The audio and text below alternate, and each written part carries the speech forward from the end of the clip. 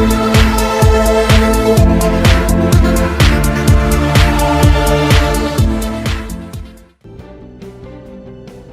quý khán giả của Viet News USA, sống ở Hoa Kỳ, nơi được mệnh danh là thiên đàng trên đất, với sự kết hợp của các giống dân cùng chung sống và chia sẻ các ngôn ngữ, văn hóa, đem lại một sự kết hợp hùng mạnh khó có đất nước nào có thể sánh bằng.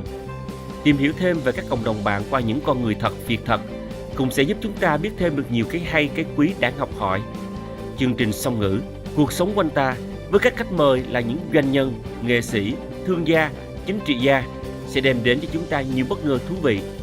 Chương trình được sử dụng với hai ngôn ngữ tiếng Anh và tiếng Việt, và với sự điều phối thật linh động lưu loát của cô hướng dẫn chương trình xinh đẹp và tài giỏi của tiểu bang Arizona, Mộng Tuyệt, sẽ giúp các bạn trẻ thêm sự gần gũi với cộng đồng Việt Nam và cũng như những người khán giả của Viet News USA biết thêm được nhiều thông tin cuộc sống xung quanh ta. Trọng Phúc chào đón quý khán giả đến với chương trình của Viet News USA, một chương trình thiết thực cho mọi gia đình. Cảm ơn quý khán giả đã luôn ủng hộ các chương trình của Viet News USA và đặc biệt là chương trình song ngữ cuộc sống quanh ta. Chương trình nằm nối kết các thế hệ với nhau bằng một chương trình song ngữ. Ngoài ra, chương trình còn tạo điều kiện để chúng ta cùng tìm hiểu về những cộng đồng bạn, những văn hóa, phong tục, tập quán, cùng những thành công, những gương tốt để chúng ta cùng thêm sự hiểu biết và cùng hòa nhập trong cuộc sống tại Hợp Trung Quốc Hoa Kỳ. Xe cộ là một phương tiện không thể thiếu cho mỗi người trong chúng ta. Tuy nhiên, khi gặp phải trở ngại vì xe hư dọc đường, còn người kéo xe cũng như sửa xe thì phải làm sao? Đừng lo, hãy gọi ngay Eric Auto Repair với số điện thoại 623 792 0896 623 792 0896 để được giúp đỡ nhiệt tình. Eric Auto Repair chuyên kiểm tra và sửa máy xe, chẩn đoán hệ thống đường truyền điện, máy nóng và AC, sửa và thay timing belt, hệ thống bơm nước, hệ thống điện, hệ thống phun nhiên liệu, thay máy, thay hộp số, thắng xe, bảo trì xe, hệ thống làm mát máy xe, sửa chữa hệ thống khói xe để check smoke, hệ thống làm mát máy, bàn đạp, ghiền sữa, thay máy và các hộp số các loại xe, sửa chữa body xe. Ngoài ra, chúng tôi còn có dịch vụ kéo xe miễn phí nếu quý vị sửa xe tại tiệm. Hãy gọi ngay 623 792 0896 623 792 0896. Eric Auto Repair tọa lạc tại 2117 West Camelback Road, Phoenix, Arizona 85015. Eric Auto Repair mở cửa từ thứ Hai đến thứ Bảy từ 8 giờ sáng đến 5 giờ. And then now, was there a personal experience of yours, that someone that you know that had this kind of issue, which triggered it to become such a... you're going to see it a lot in the sports arena. You're going to see it a lot in the veterans. But where I started seeing it is during my campaign, during the COVID, when it first, it was kind of towards the end, is the difference of a child. When you see children that are more quiet, more to themselves, kind of rude towards other people when they weren't before, it makes you think, okay, it's not a teenager. What's really going on? And we notice throughout the United States, there's a lot of teens just committing suicides. And it's because we haven't been there for them. We haven't advised and checked off, these are the opportunities of mental health. It starts from here to here. So we just need to evaluate. And to me, it starts from parental, it starts from the school, and most importantly, evaluation of the child and the person. So then probably that would be something you incorporate into school's program too, because one Correct. of your items here is quality schools. Exactly. So maybe enhance the healthcare or the nursing. That is correct. Now, a lot of these schools, public, charter, or they once in a while on their staff have nurses, but they're not psychiatrists. They're not physicians. That's right. So what happens? You'll have a nurse say, "Oh, person just has just a bully, or for whatever reason, whatever you want to name it, but they don't have the capacity to say that person has mental health." That's right. And that's why we need to fund our schools for certain areas. I'm not saying give the money all to the school. No, there has to be a fund directly for mental health specialists, therapists, directly that reports to the parents, not only the school, but they have to report to the parents. Because what we're starting to see is some schools keep their information together and do not give it to the parents. The parents is the father and mother of the child, or the one in charge of the child, they should know. It shouldn't be kept a secret. Mm-hmm.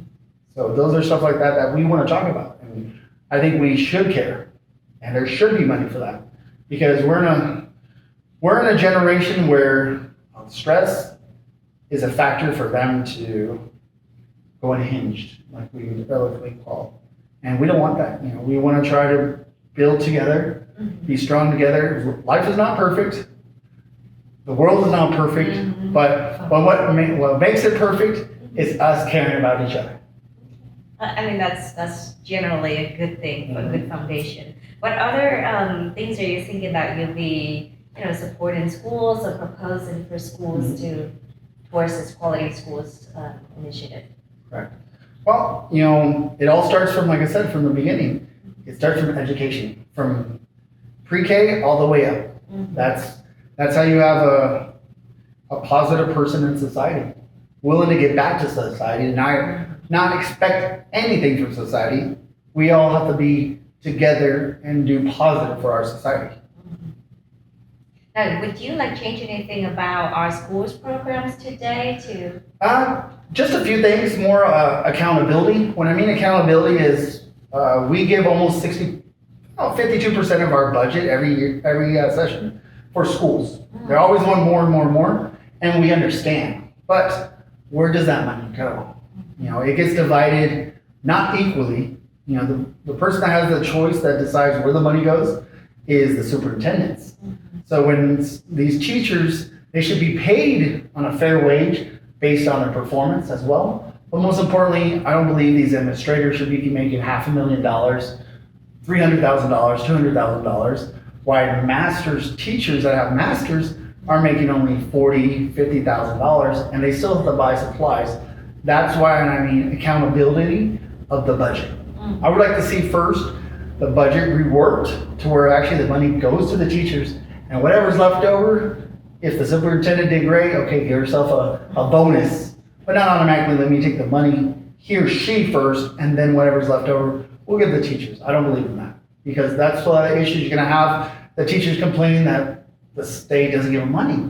But we do, we give a lot of money, but it doesn't come from, when we approve it, the people underneath us that have their hands in it, they decide and dictate where all this money divides into. And it's not just one person, it's quite a few hands. And that's the tragedy of it. You can always say, hey, I'll give you guys another $100 billion, but would that guarantee that they're gonna get money? It doesn't. There's no accountability. And that's what we want to say, is our performance. There's a lot of great teachers out there, a lot of good kids. They just need the opportunity to focus really what education should be about. The teacher, student, education, that's it. Nothing else on the side. Thank you for that. And then the last bullet here is on medical and religious freedom. So that's quite interesting, the word freedom here. Explain a little bit about that. Well, we noticed when COVID hit for the first time, a lot of people, are complaining right now about that. They don't want the government dictating what a person's rights are or what are not. There's a big topic about that. The reason why I mention that is because we're using the same topic that everyone's complaining about, but yet they let the government dictate and tell them, put a shot. If you took it or you didn't, that's your choice. That's the freedom. But when you're forced to take it, that's no freedom. So when you have religious freedom in your religion, it dictates that you have the choice of not putting a substance that you're not approving into your body. You shouldn't be mandated to do it, or that you have to go to work and you have to have a shot to be able to work. Like our military, our law enforcement, medical, you name it. There should be freedom. So that's why I have the freedom, because we're in a nation that our freedom is challenged every day, every minute. But that's a beautiful thing about the United States. We have freedom. We have to fight for it, but we should have freedom where the government doesn't tell us what to do. So what about religion? Religion, now there's some religions that, for example, that don't believe in medical. That's a religion that's stated in their religion, their beliefs, that they don't believe in any kind of medical or scientific facts. So in that religion, it's like saying, we don't care about your religion, still put the shot. That's why it's a religious freedom. I see. So for example, if you notice, there's some military people or other employees that they ask for a religious, exemption. Few people did, but how do you dictate what your religion is? Because you shouldn't be asking a person what the religious being is. And remember, the HIPAA Act says you can't dispose any of your information medically, but yet they're asking you, did you get a shot or not? And that's medical information that you shouldn't be saying or divulging. So those are things like that we have learned since the 2020 up to now, that we need to fight and make sure that if our children don't want to wear masks, they don't wear masks. We can't be forced to do something. Now, if we just don't want to wear masks and we don't get a shot and say, hey, we're not allowed to go somewhere, well, then that's it. That's our choice. To say, okay, we won't go there. But we should not be putting a shot because the government tells us. So that's why I want to make sure our state of Arizona is strong on that, where you have freedom and rights to decide yes or no. Now, obviously, if you say no, and for whatever reason you can't go to certain areas, but that's the choice you made. You had an opportunity to choose, not the government. All right, so that's a good list that you have here. Since you've started campaigning and then won the first round, is there anything else that you saw in talking to more people that you thought you should add to this list as well? Yeah, well, there's a checkpoint on there that I didn't put, but it's more of a basis what you learn. I learned a lot of information from a lot of advisors, from water to mental health, to entertainment, to hotels, to industries. But where I really learned is talking to the people, because you learn a lot of stuff. And to me, the biggest deception that I had was they would say, "You're running for senator?" I'm like, "Yes." I'm excited. To me, a senator means something. To them, it was like, "Oh, I'm sorry for you." And I asked them why. And it's because to them, an elected official is not good. Why? Because elected officials do not stand for them. They don't understand what the community wants, what the needs are. They're disconnected to what their voices are. So that's something that I learned, that the previous people that's been there for 6, 8 years, they don't know what the community wants. They don't even knock the doors and find out their constituents. This is where I had an opportunity to show on my voting this last August why I got so many votes, because I was able to show up to locations and say that, hey, no one's ever been here for 6 to 8 years. And these are people that are from a different party or affiliation that are willing to vote for me this November, because they say, thank you for coming up. They're not used to seeing a candidate. A lot of people in these areas are not used to seeing a candidate. And majority of the areas, you're going to talk about Latinos. Yeah. Latinos are not used to that. They see a name and they're like, oh, I've heard of that person, and that's it. They have no clue about the candidate. They don't even know. It could be a person with the same name for 10 years and it's not even the same candidate. But it's just name recognition. And this is where we got to educate the voters. And also, most importantly, dear to my heart, is make sure that every seat that we have in legislation, and I ask every candidate and every elected official to be honest with the seat, be transparent, and actually put a name what state senator means. I hate seeing people saying, oh, I'm sorry that you're running for that seat. They look at it as a bad thing.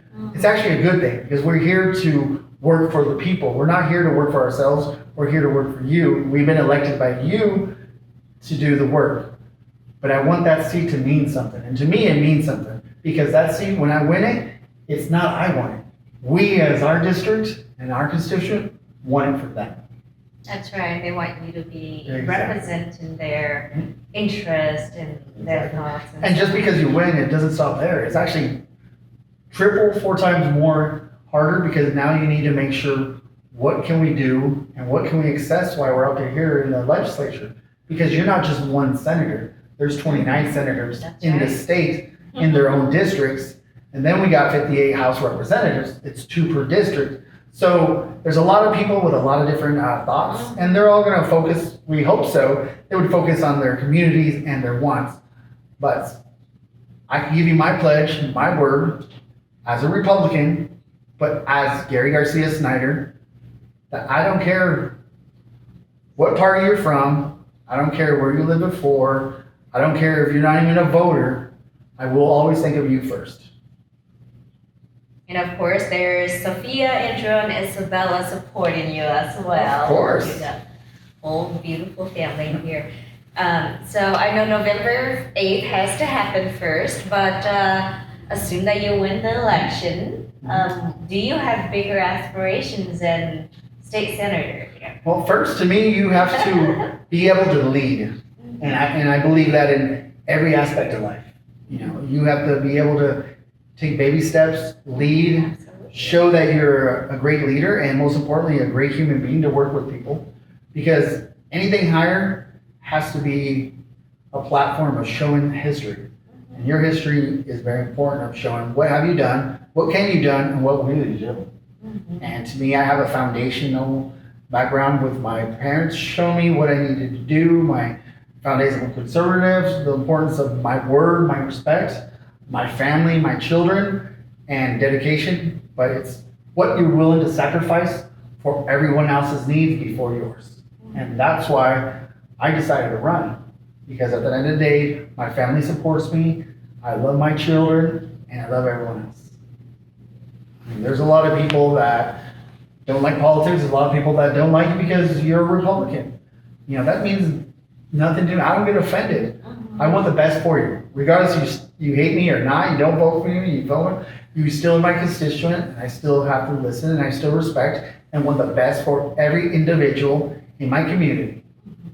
And that's refreshing to hear, of course, you know, and I think this is if I recall correctly, this is the very first time that you run for an official position. That is So right. there's always a lot of, hope, a lot of, really, really aspirations to do good things here. I hope that you carry that, thought and foundation with you.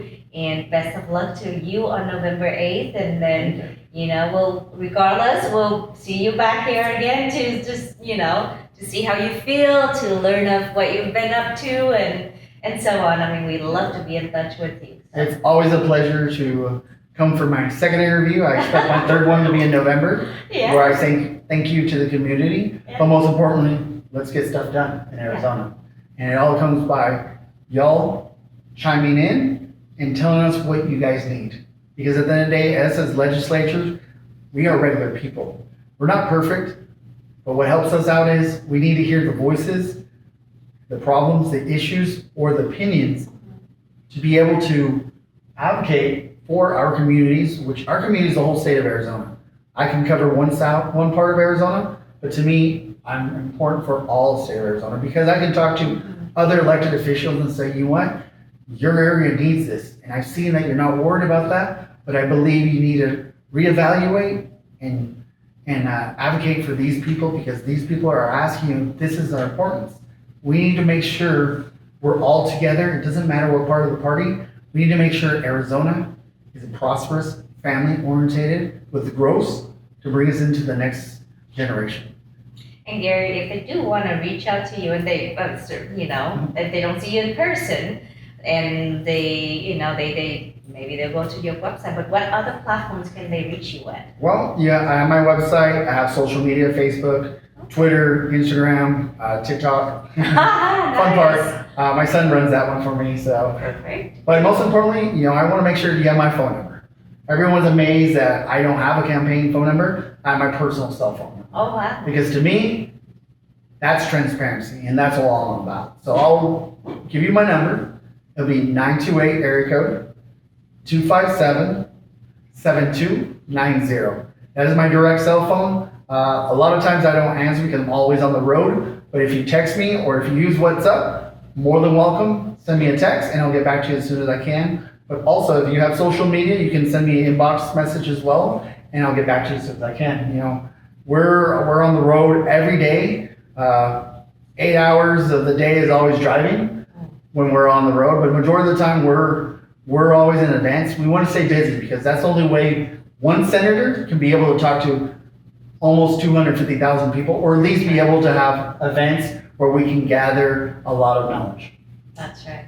Okay. So hey, don't be hesitant to reach out to Gary on the media platforms and also his cell phone. So I can't believe you just gave it out, but you did. So very accessible from what we can see here.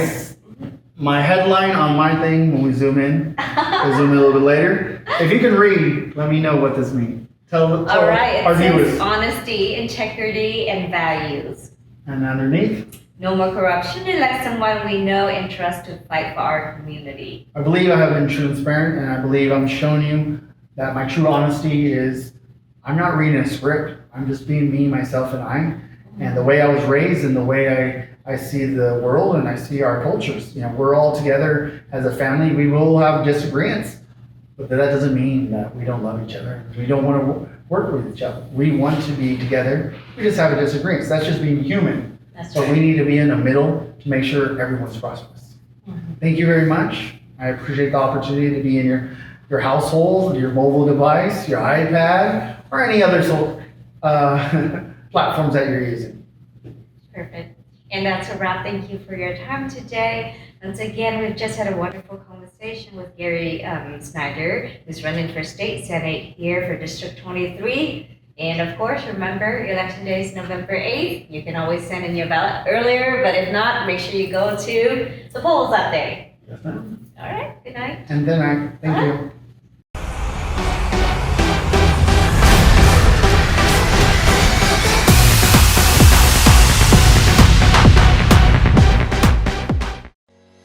Huế mộng mơ, Huế nên thơ, Huế với nền văn hóa ẩm thực cung đình đặc sắc của cố đô Huế. Mời quý khán giả hãy đến với nhà hàng Huế Gourmet để được thưởng thức những món ăn ngon đậm đà hương vị của một nền ẩm thực lâu đời Huế, như bún bò Huế nổi tiếng được nhiều người biết đến, hay những món ăn dân dã như bánh bèo, bánh nậm, bánh bột lọc hay cây xé miệng ăn phải hít hà với cơm hến rất thân thuộc gần gũi với người dân xứ Huế. Ngoài ra, Huế Gourmet còn có nhiều món ăn ngon như bún măng vịt, bún mắm, bún riêu cua, bánh xèo, nem, chả và nhiều món ngon khác. Huế Gourmet tọa lạc 66 South Dobson Road, Suite 126, Mesa, Arizona 85202 trong khu Mekong Food Court. Số điện thoại 480 251 7429 480 251 7429. Chủ nhân trân trọng kính mời. Cảm ơn quý khán giả đã theo dõi chương trình song ngữ Cuộc sống quanh ta với Tiffany Mộng Tuyền và khách mời. Chương trình phát hình vào mỗi tối thứ hai hàng tuần trong khung giờ quen thuộc là 7 giờ PM giờ Arizona trên channel Viet News USA. Mọi đóng góp ý kiến cũng như tham gia chương trình, vui lòng liên lạc với chúng tôi qua số điện thoại 602 481 2647 hoặc theo địa chỉ email info.vietnewsusa@gmail.com. Chân thành cảm ơn. Chúc quý khán giả có một ngày thật là vui bên gia đình và người thân. Hẹn gặp lại quý khán giả trong chương trình tới. Và đừng quên bấm nút like, nút chuông để luôn theo dõi cũng như chia sẻ các chương trình của Viet News đến với mọi người. Have a wonderful day and see you soon.